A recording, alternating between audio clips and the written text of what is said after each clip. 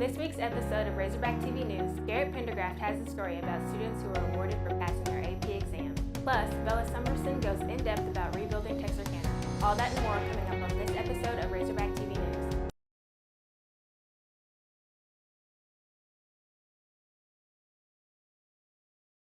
Welcome to our first Razorback TV News of the year. I'm Ava Price Gentry. And I'm Callie Jo Brooke. Nike is selling shirts for Pink Out. Short sleeves start as $15 and long sleeves at $20. Please make sure that your checks are made out to TASD Nike Club and that your order is turned in by October 5th. If you have any questions, please speak to Ms. Hubrell or Delia Sano. We are also having another fundraiser from now until October 14th. You can scan the QR code to select items and make a purchase. Choose Arkansas High School FFA for the organization and Nathan Thomas as the student. Or you can select any of the students you have in classes that are in FFA. Homecoming tickets go on sale Monday, October 3rd. They will be on sale in the cafeteria during lunch and will cost $5.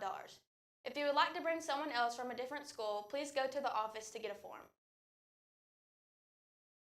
Our first story tells about the accomplishments of our students across our campus. In May, students took the AP exam to test their knowledge on the AP courses they took during the year. Only a select few were able to pass with a score of 3 or higher. The students who passed were honored at a ceremony and even awarded with money. For more on the story, here's RTV's Garrett Pendergraft. Advanced placement courses are some of the most rigorous and rewarding things that a high school student can accomplish. Taking an AP exam and an AP course is a very challenging endeavor, and for students to step up and take the most rigorous classes is commendable for what they've done, and then to take it to the next level to have a qualifying score of a 3, 4, or 5 is outstanding. These classes give students the opportunity to earn credit that will help them to get ahead in their college degrees while they are still in high school. The state pays for the exams, and these students have demonstrated their ability to take advantage of those opportunities and to be successful. While these AP classes are very hard and not for the average student, they are very rewarding. If a student makes a score of 3 or higher on the AP test at the end of the year, they earn money that goes straight into their pockets. I'm very proud. I'm proud of myself specifically because of the classes that I've taken. AP Research, I had to do a 4,000-word essay, and there were a lot of tears shed from, having to come up with the topic, having to type the topic. So I'm very proud of myself and our students. I feel very accomplished for passing a couple of my exams, and I bet others do too, through all the hard work they went through the years. We have put in a lot. We put in a lot of effort. There are a lot of things that go behind having to do AP work in AP classes. There's a lot of, stride and effort. You have to have a lot of commitment to be able to do these classes. So we put in a lot of effort, a lot of work. I think they put in a lot of work, and they were focused to do exactly as their teacher instructed them to do in order to pass their AP exam, and I feel like they put a lot of hard work into it, many hours. If you are interested in taking an AP class next year, talk to your counselor of your grade and find an advanced placement course that fits you. For Razorback TV, I'm Garrett Pendergraft.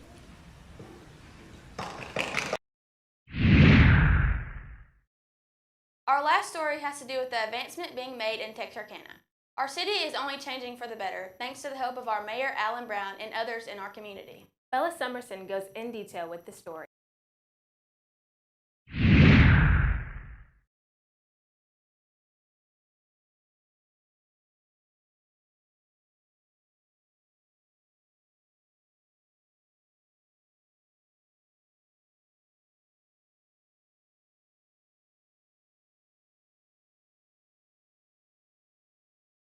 Texarkana was once a bustling city. However, over the years, businesses began to collapse and citizens ended up relocating. Texarkana's community and city officials noticed the fall and decided change was necessary. Downtown Texarkana has been impacted the most, including the growth and additions of small businesses, more events, and group activities. The Forge food truck owners and future restaurant owners Carl Morgan and David Johnston are experiencing this growth firsthand. There have been multiple obstacles. The COVID restrictions and all that, it wasn't a good idea to even try and open up a brick and mortar. But that hasn't stopped them from pursuing their dreams. Carl and David purchased a plot of land in Texarkana, Texas after searching for opportunities and plan on building and opening their brick and mortar there. We just think that it could be a great spot for our future brick and mortar. Food services aren't the only surfacing revivals for downtown. Boutiques have begun to pop up as well. Crystal Moon Metaphysical Boutique has been shown a lot of love since moving from a lesser-known Texarkana location to downtown. The decision to relocate wasn't even up for discussion, according to owner Sheila Limley and staff member Mary. They got so much business that they ended up outgrowing their previous shop. The city government has also done a lot to heal Texarkana. Mayor Brown of Texarkana, Arkansas addressed the subject, informing citizens of what it's like being in a position controlling a large portion of the change. One of the very first things that I did as mayor was we developed and passed what we call the entertainment district. The entertainment district encompasses about 14 blocks of Texarkana, Arkansas. It does have to do with, it helps the restaurants. It really started promoting downtown. We got a lot of people hanging out downtown. We have the Cross Ties venue down there where we've been able to have some concerts and that type of stuff. As well as that, he admitted that certain new additions were non-essential to the development of the city. Does that bring anybody else downtown to go to a restaurant? Does it bring someone downtown to go to Cross Ties or, whatever the case may be, the art gallery? Businesses have helped rebuild Texarkana, but so has art and music. Concerts and art events began to skyrocket in popularity around the city. Musician and resident Chris Finley, along with his wife and artist Shay Phillips, have noticed the development in those fields. Not only do we have the murals, which are attracting just a lot of foot traffic, we also have new galleries that have gone in downtown, the Gallery in the 1984 building, Joseph Raymond's Gallery, among others. People themselves have more opportunities to go see music as it's more comfortable and relaxing. With music and art, Texarkana is sure to bring in some creative folks. With Razorback TV, I'm Isabella Summerson. Thanks, Bella. It makes me excited to see all the improvements happening around town. Right? It's so refreshing to see our community change for the better. That's all the time we have for this episode of Razorback TV News. For more content, follow us on Instagram and Facebook, as well as subscribe to our YouTube channel, all at Razorback TV. Our first podcast will also be out soon. Make sure to follow us on Spotify at Razorback Podcast. For Razorback TV, I'm Ava Price Gentry. And I'm Callie Jo Brooks. Have a great day.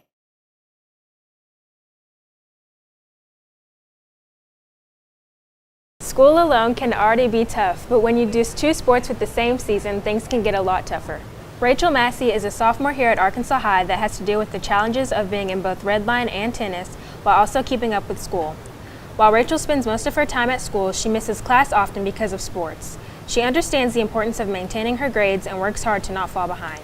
Mainly just stay up late, or I just do it the next day at school. There are often conflicts between the two sports, and it's up to Rachel to make sure they can get them resolved by letting both coaches know.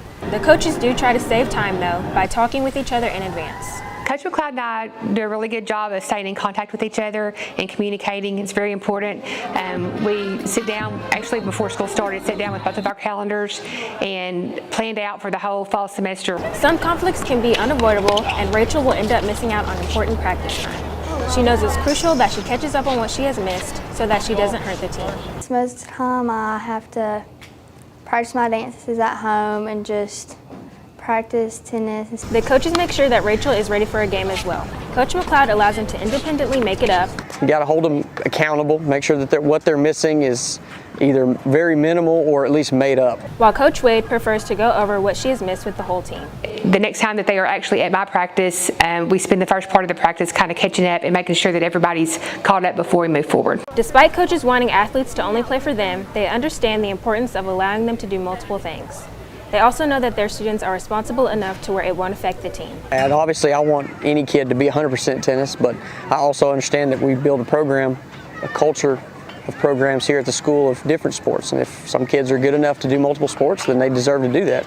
So it's our responsibility to be able to make that work. Rachel is constantly busy, which can affect her social life. Because her schedule is constantly full, she has to plan ahead so that she can spend time with friends. We often figure out if we want to go out to eat or hang out at her house. Her friends on the teams know how stressful it can be for her to manage a full schedule. They do their part to make sure she's ready for a game. I make sure that she is warmed up well and she stays focused. Even though it's hard, it will benefit me in the future. For Razorback TV, I'm Ava Price Changer.